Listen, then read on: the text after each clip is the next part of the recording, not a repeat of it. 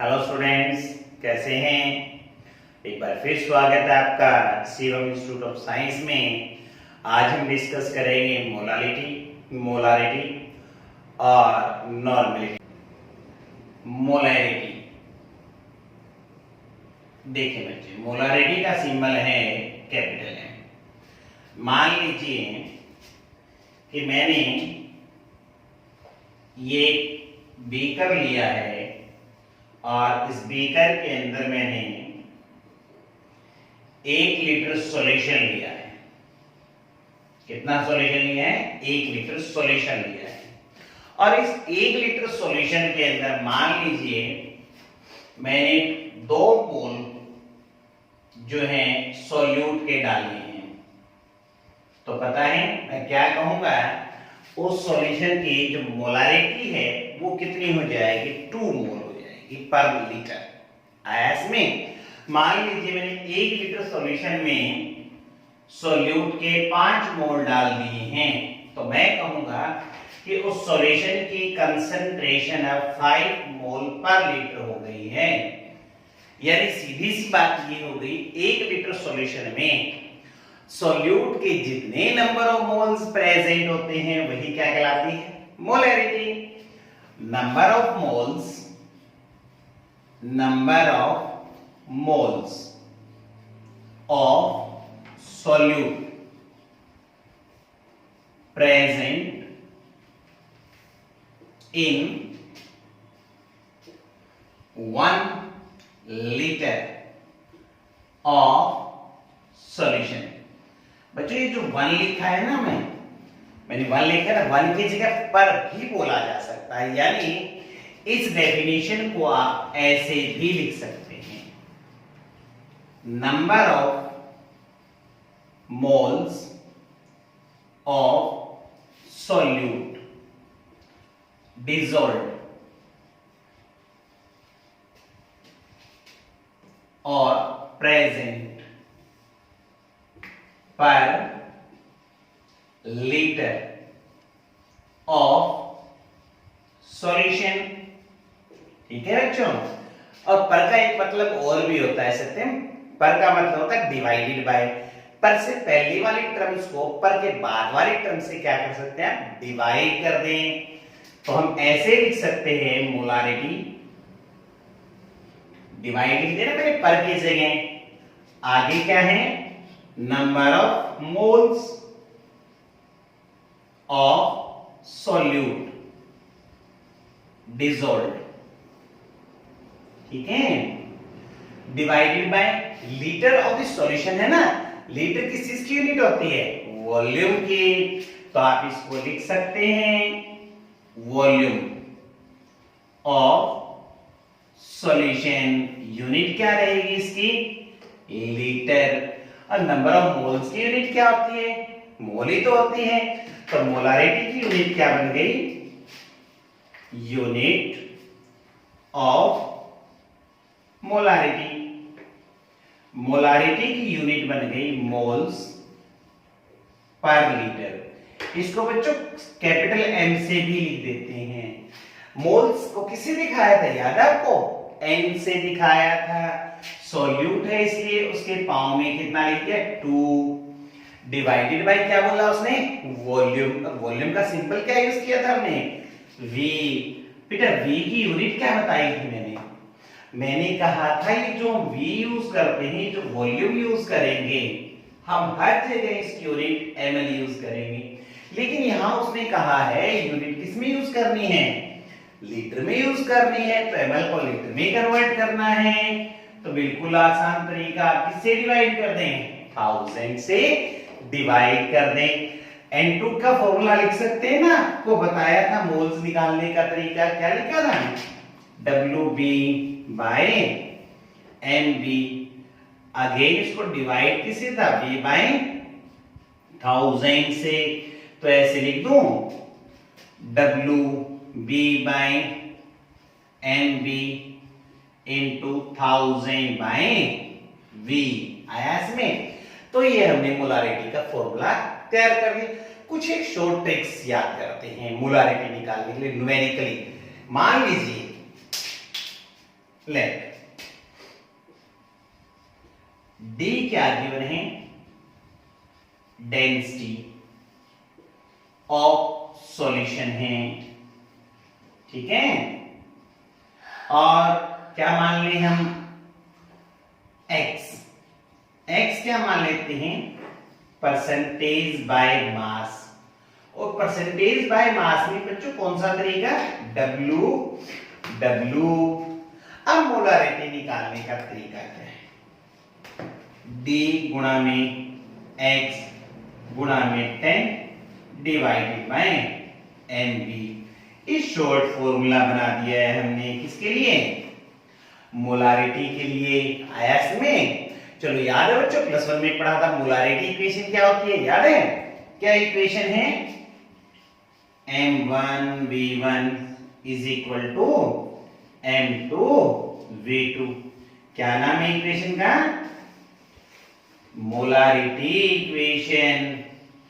ये बताएंगे आप, M1V1 क्या चीज है ये, M2V2 क्या है, M1V1 है molarity and volume before dilution, और M2V2 क्या है, molarity and volume after dilution. मान लीजिए मेरे पास ये एक सॉल्यूशन है, ठीक है, इस सॉल्यूशन का वॉल्यूम जो है V1 है, और इस सॉल्यूशन की मोलारिटी कितनी है, M1 है। अब मैंने क्या किया, ये दूसरा सॉल्यूशन ले लिया है, ठीक है, और इसका वॉल्यूम कितना ले लिया मैंने, V2, मोलारिटी मैंने कितनी ले ली, M2। अब हम क्या करते हैं, इन दोनों सॉल्यूशन को मिक्स कर देते हैं। इस सॉल्यूशन को भी मैंने इस बीकर में डाल दिया, इसमें डाल दिया, एक सॉल्यूशन बन गया ना। इस सॉल्यूशन का पता है बच्चों वॉल्यूम कितना होगा, इसका वॉल्यूम होगा V1 प्लस में V2। पता है इस सॉल्यूशन की मोलारिटी कितनी होगी, इसकी मोलारिटी को M से दिखा देते हैं, M1V1 प्लस में M2V2 divided by V1 plus में V2। तो इस प्रकार से दो या दो से ज्यादा सॉल्यूशन को मिक्स करके उनकी क्या तैयार कर सकते हैं, मोलारिटी फाइंड आउट कर सकते हैं। न्यूमेरिकल ले लें, चलो न्यूमेरिकल लेते हैं, देखो मोलारिटी के ऊपर न्यूमेरिकल लेते हैं। क्या कहता है न्यूमेरिकल,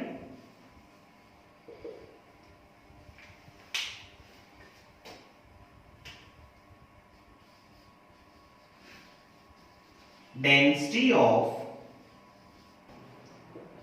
4.9% H2SO4 solution is 1.23 ग्राम पर ml। क्या लिखा बच्चों मैंने, density of 4.9% H2SO4 solution is 1.23 ग्राम पर ml। कैलकुलेट मोलारिटी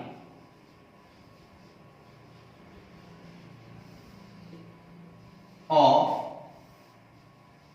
सॉल्यूशन, ठीक है। हाँ जी, जो चीजें गिवन है बच्चों वो लिख लें। उसने x दे दिया ना मुझे, सॉल्यूशन लेते हैं इसका, x गिवन है ना मुझे, कितना गिवन है x, 4.9% है, ठीक है ना, और d कितना दिया उसने, 1.23 ग्राम पर ml। m b निकाल सकते हो बच्चों, m b कौन है, मोलिकुलर मास, किसका, सॉल्यूट का, तो निकाला जा सकता है बिल्कुल। कैसे, सल्फर का कितना होता है 32, ऑक्सीजन का कितना है 16 मल्टीप्लाई 4, कुल मिला के 98 AMU बन गया ना। अब हमें क्या निकालना है, अब हमें निकालना है इसकी मोलारिटी। तो मोलारिटी का एक डायरेक्ट फॉर्मूला बताया ना मैंने, कौन सा, D गुणा में X गुणा में 10 डिवाइड में MB वाला फॉर्मूला लगा लेंगे हम। D कितना है 1.23, X कितना है x है मेरे पास 4.9 इंटू 10 डिवाइड बाय 98। तो इस प्रकार से हम क्या कर सकते हैं, इसकी मोलारिटी कैलकुलेट कर सकते हैं। मोलारिटी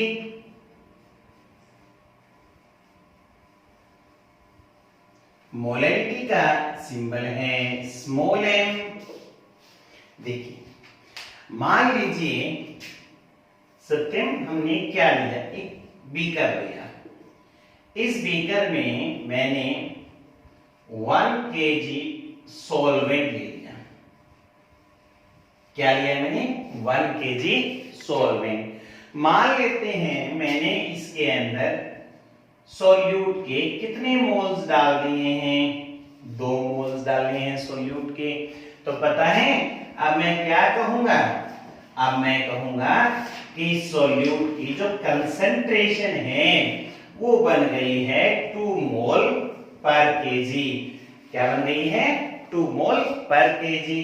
अगर मान लें कि मैंने इसके 5 मोल लिए हैं तो मैं कहूंगा कि अब कंसंट्रेशन हो गई है 5 मोल्स पर केजी। या सीधी सी बात ये हो गई, 1 किलोग्राम सॉल्वेंट में सॉल्यूट के जितने नंबर ऑफ मोल्स डिसॉल्व किए जाते हैं वो क्या कहलाती है, मोलेलिटी कहलाती है। तो लिखें डेफिनेशन इसकी, क्या डेफिनेशन है, number of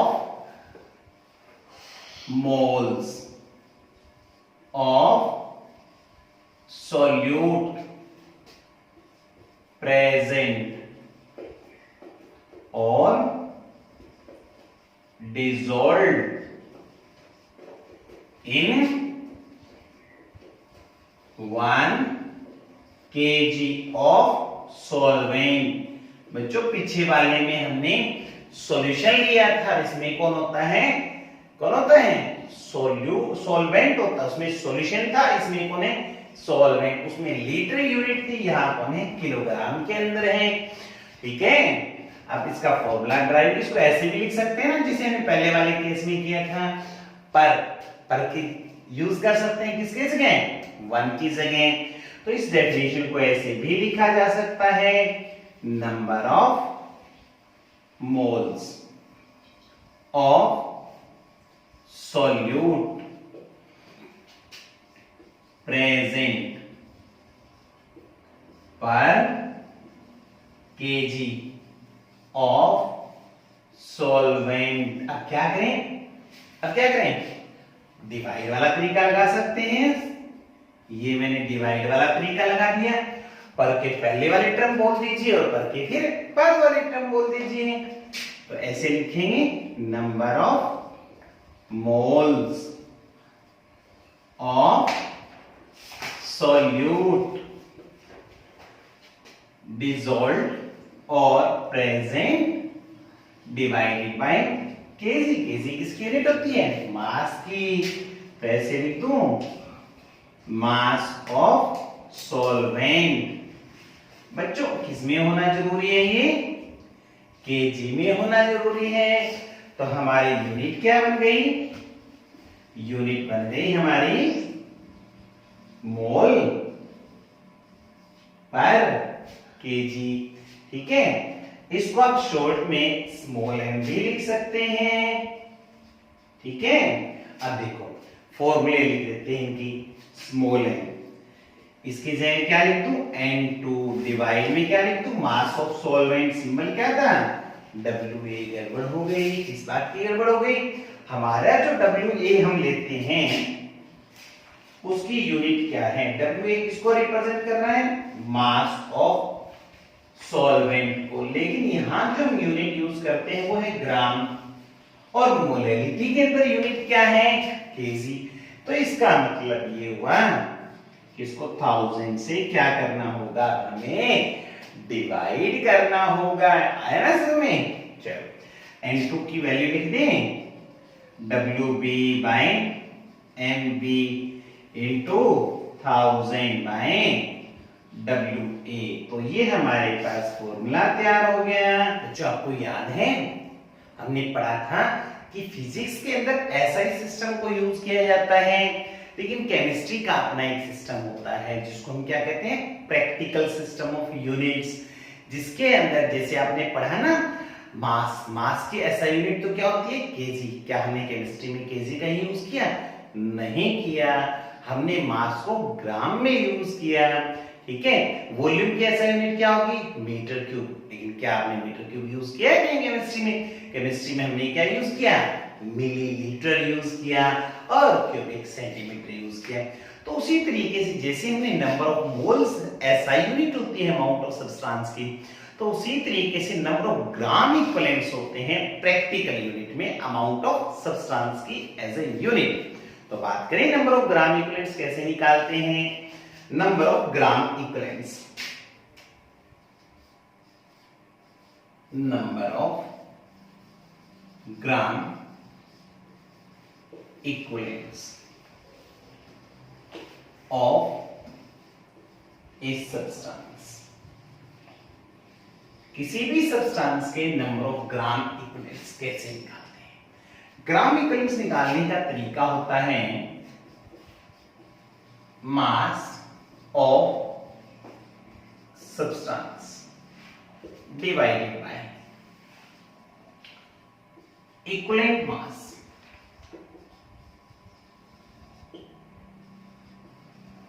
of substance.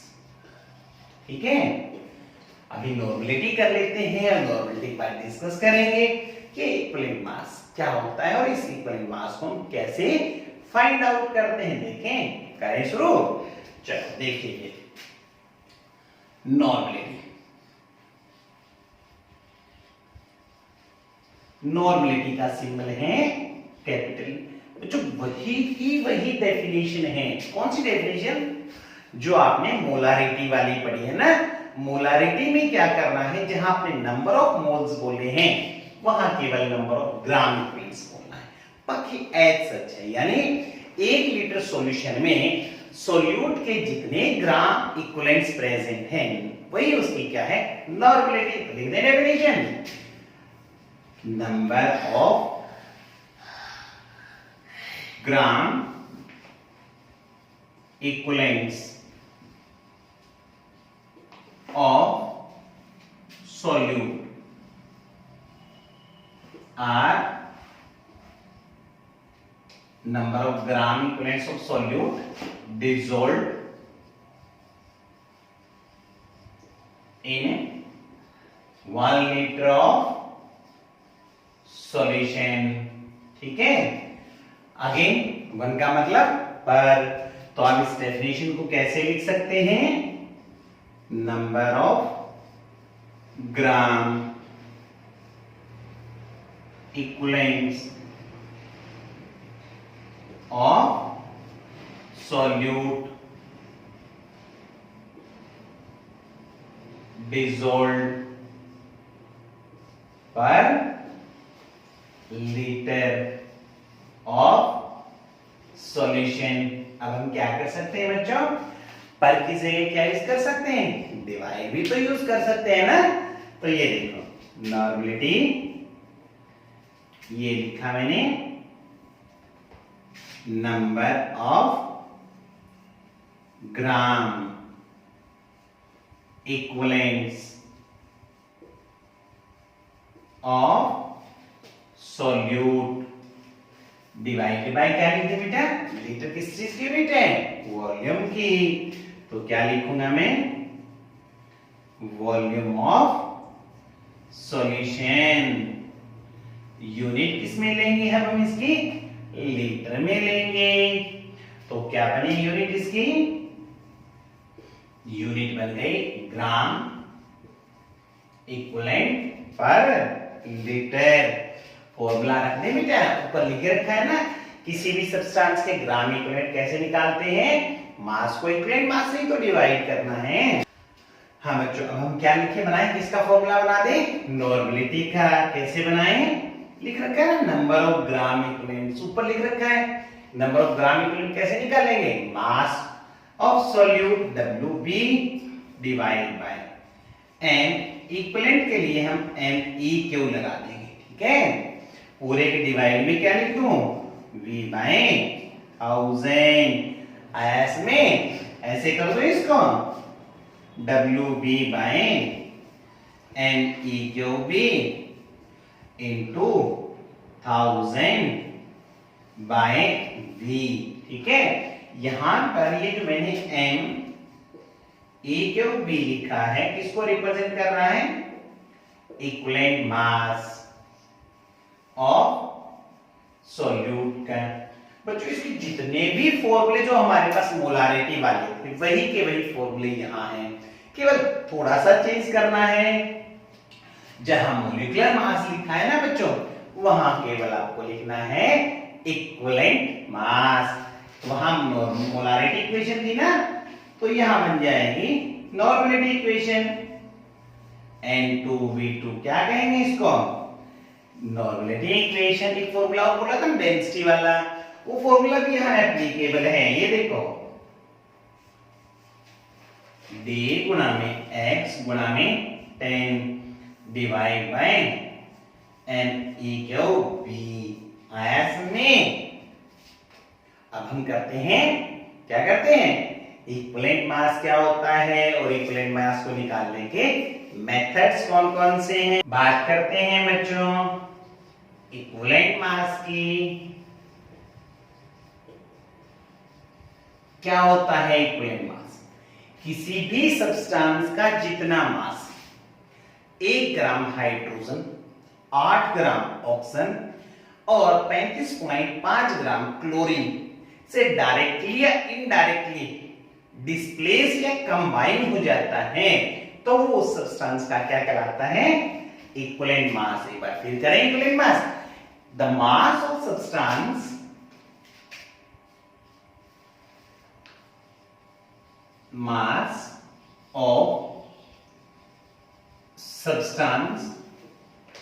which displaces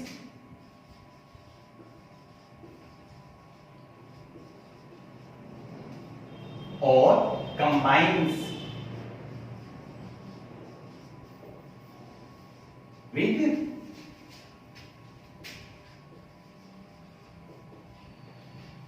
1 gram of hydrogen, 8 gram of oxygen and 35.5 gram of chlorine directly और इनडायरेक्टली। तो इसका मतलब बच्चों क्या हुआ, 3 तो हमारे पास डायरेक्ट मेथड हैं और बाकी सब इनडायरेक्ट मेथड हैं। तो देखें डायरेक्ट मेथड कौन से हैं, एक मेथड करवाऊंगा और उसके अंदर थोड़े थोड़े मॉडिफिकेशन बताते जाएंगे, बाकी मेथड भी तैयार हो जाएंगे। तो सबसे पहले कौन सा मेथड कर रहे हैं, hydrogen displacement method. Hydrogen displacement method. देखो क्या चीज, ये रहेगा हमारे पास इक्विवेलेंट मास। सत्य में 1 मिनट चुप। Equivalent mass of a substance is equal to mass of substance divided by mass of hydrogen displaced multiply 1। देखो मैंने अभी बताया ना आपको कितने डायरेक्ट मेथड हैं, कितने डायरेक्ट मेथड हैं, 3 हैं। एक बता दिया, पहले तरीके का नाम क्या है, हाइड्रोजन डिस्प्लेसमेंट मेथड। दूसरे का नाम बता सकते हो आप, बहुत ही बढ़िया। Oxygen displacement method. क्या चेंज करना होगा हमें? कोई ज्यादा चेंज नहीं करना, हमें तो केवल यहां लिखना है ऑक्सीजन डिस्प्लेसमेंट मेथड। यहां चेंज आ जाएगा mass of oxygen displace, multiply में कितना चला जाएगा? 8 चला जाएगा। अगर बात करें किसकी? क्लोरीन की, तो यहां मेथड का नाम क्या हो जाएगा? क्लोरीन डिस्प्लेसमेंट मेथड आ जाएगा। तो यहां क्या आएगा? Mass of chlorine displace multiply 1। एक तरीका ले ले, एक एग्जांपल ले ले बच्चों। चलो एक इक्वेशन लेते हैं और क्या कैलकुलेट करते हैं? इक्विवेलेंट मास कैलकुलेट करते हैं। डायरेक्ट तरीके से बताइएगा कौन सा तरीका लगाऊंगा मैं। ये इक्वेशन ले ली, कैलकुलेट इक्विवेलेंट मास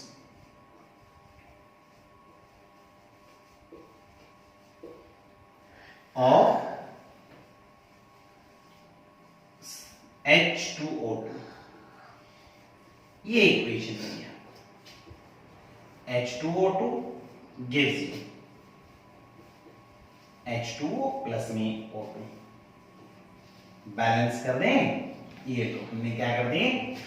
बैलेंस कर दी है। ठीक है, अब आप बता सकते हो कौन सा तरीका लगाएंगे? चलो ये आपके लिए क्वेश्चन रख दिया है हमने। तो अब क्या करोगे? कमेंट के अंदर मुझे H2O2 का इक्विवेलेंट मास निकाल करके बताओगे और ये भी बताओगे कि आपने कौन सा तरीका यहाँ एडॉप्ट किया है। अब हम करते हैं इनडायरेक्ट मेथड। चलो देखो इनडायरेक्ट मेथड।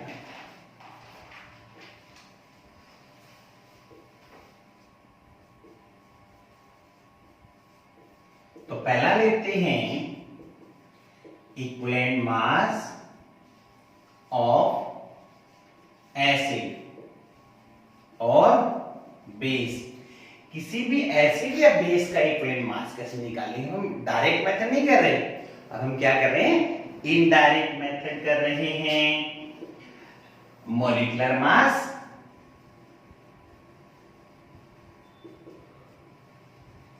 डिवाइड बाय, जो एसिड है तो आप बोलेंगे बेसिसिटी। अगर आपने क्या बोला है? बेस, तो आप क्या बोलिएगा? एसिडिटी। बता दें बेसिसिटी क्या होती है? एसिड में से कितने H रिप्लेसेबल हैं, बेसिसिटी।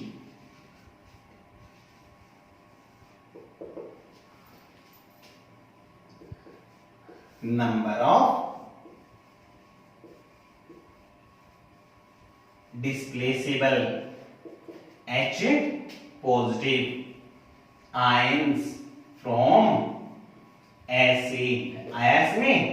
ठीक है, चलो होमवर्क के लिए क्वेश्चन बोल दूं, लिखो फिर होमवर्क के लिए क्वेश्चन। कमेंट में देना है आंसर कितना है। Calculate equivalent masses of following substances।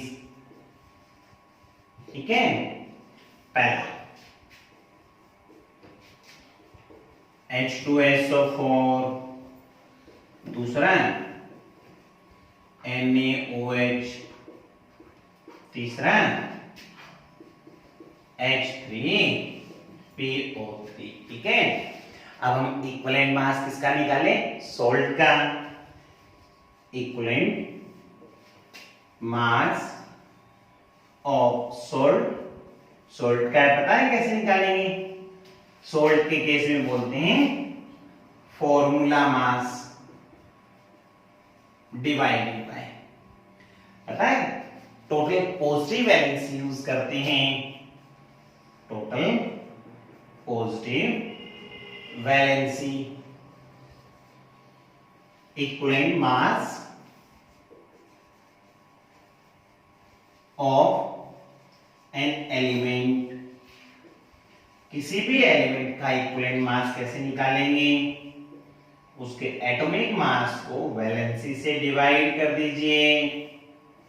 इसे डिवाइड कर देंगे, उसकी वैलेंसी से डिवाइड कर देंगे। ठीक है, हाँ जी। इक्विवेलेंट मास ऑफ ऑक्सीडाइजिंग और reducing agent equivalent mass of oxidizing और रिड्यूसिंग एजेंट। कैसे निकालेंगे? बिल्कुल ही आसान तरीका है। Molecular mass of oxidizing agent और रिड्यूसिंग एजेंट डिवाइड में देखिएगा बच्चों, बहुत इंपॉर्टेंट है, ध्यान से करना है। Total change in oxidation number of central atom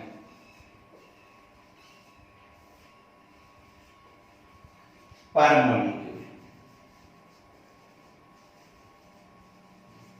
ठीक है,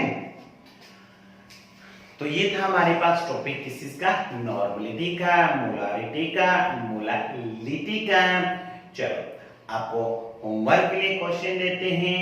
चलो पहला क्वेश्चन नोट कीजिए आप, which is more concentrated, one small N और वन कैपिटल एन। आयस में एक क्वेश्चन और लिख लें, which is a best method to express concentration, molarity और मोलालिटी।